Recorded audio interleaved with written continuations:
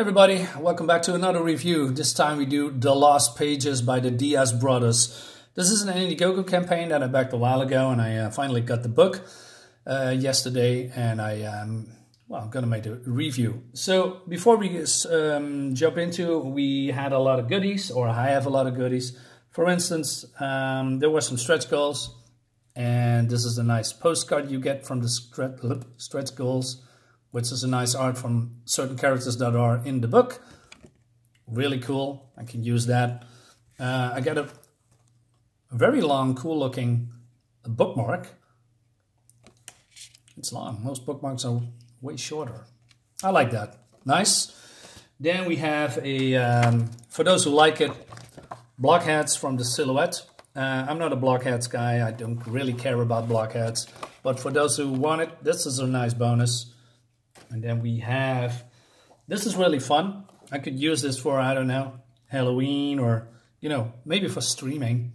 This is more like a mask that you can put on. You can put holes in there and put over your face. You can cut it out. So yeah, really cool. This is from the Silhouette. Silhouette is a great character, by the way. The Silhouette, what am I saying? The Masquerade. Sorry. There's a lot of characters in there.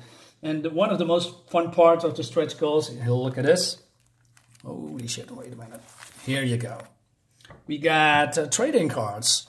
And there are, listen, from different artists. And it looks really, really cool.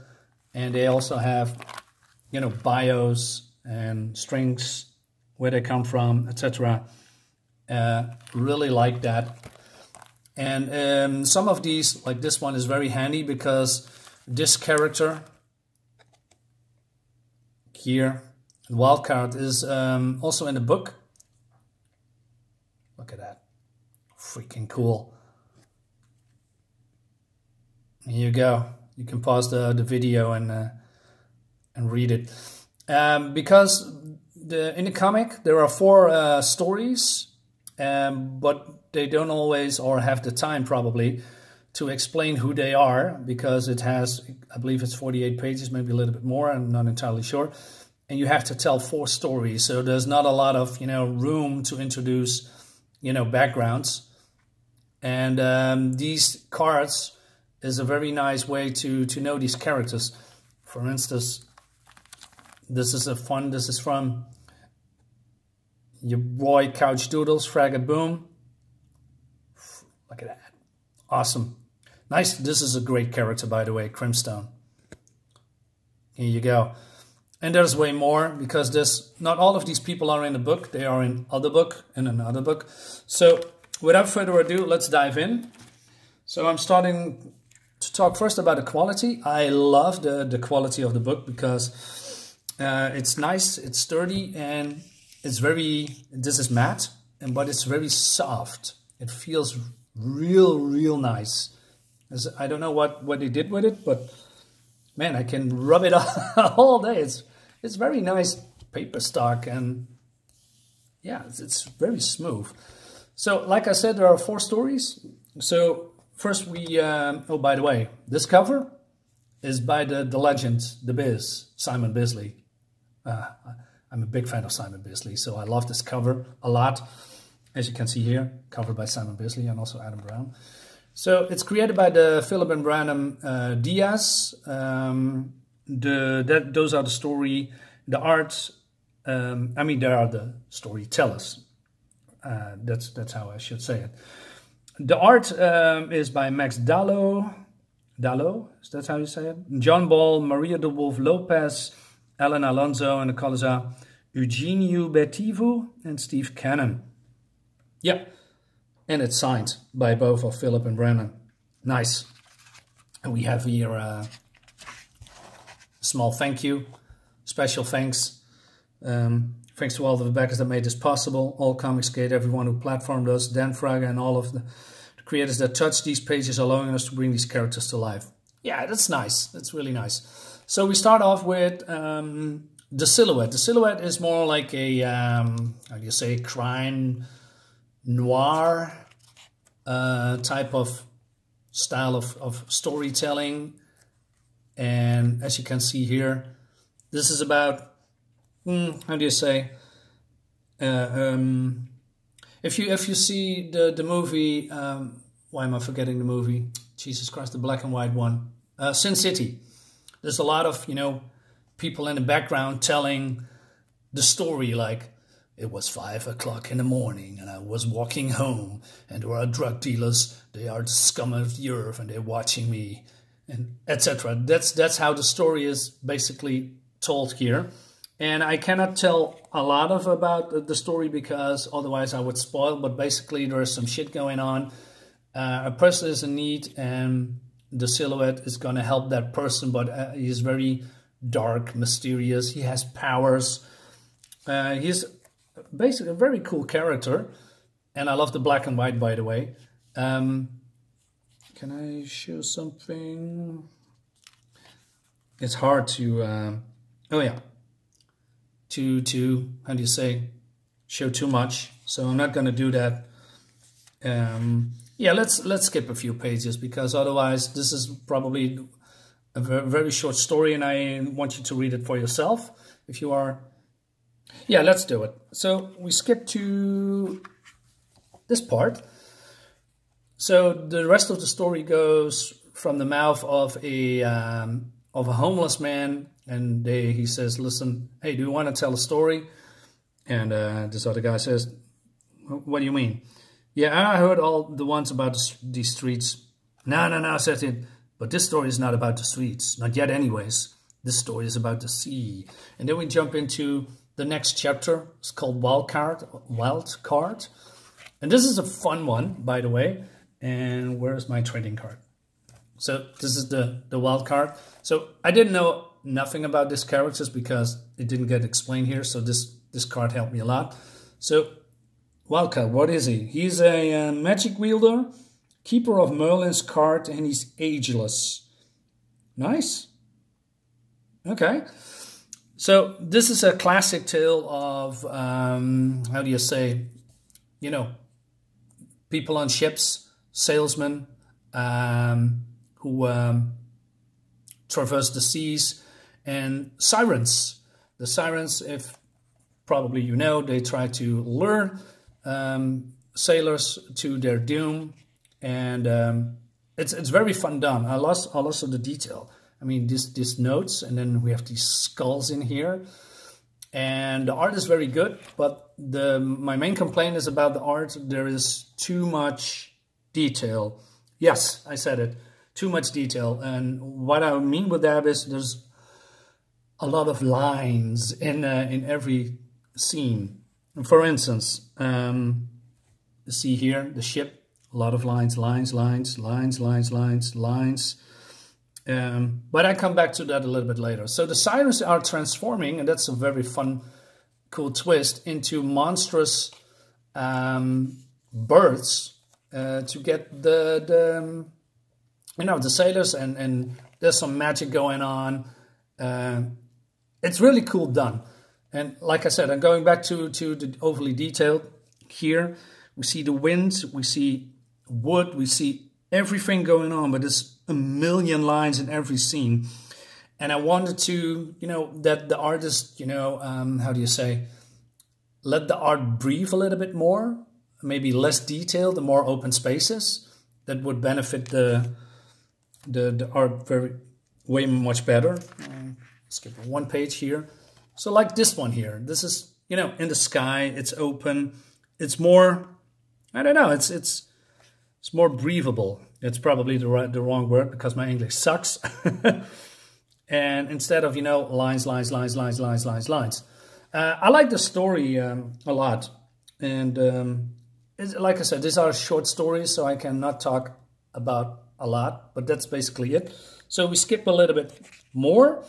And then we go to Crimstone. And this is a very heartfelt, well, also depressing story. It's about, the topic is bullying. It's about a young girl who is getting bullied by other people. She's fat. She has an imaginary friend because she's, being bullied all the time. And she has some personal demons. And the imaginary friend Crimstone here is making her laugh. She gets through the day, through the years. But also reality sets in when she is, you know, getting older. And what you are seeing here is about a girl who tries to find a way in life, makes wrong decisions, makes new friends, but, you know, getting hit by a boyfriend or lover, and try to get away from it all, has weight problems, anxiety problems, self-doubt, you name it. And this is what reality for certain people is, you know, lost, depressive, not knowing how to cope with life or with the decisions they made.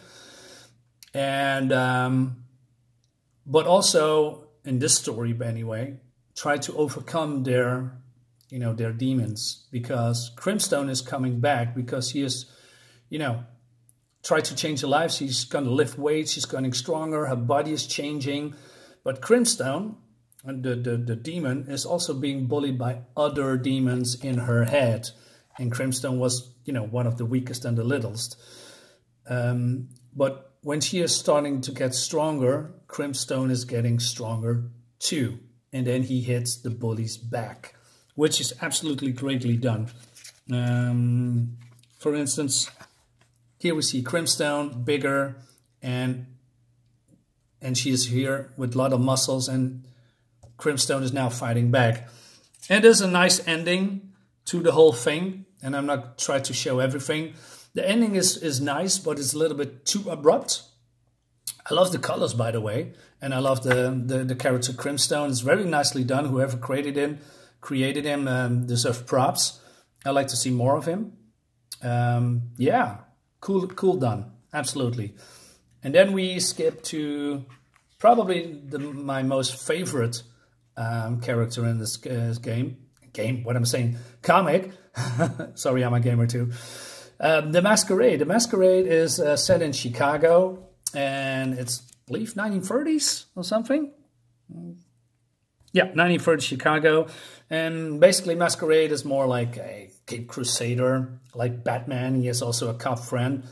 And there's some, just like Jim Gordon standing on the roof and watching on his watch, or and when does Batman come? And but that is like, you know, this is Masquerade is coming. So it's about a gang that wants to, you know,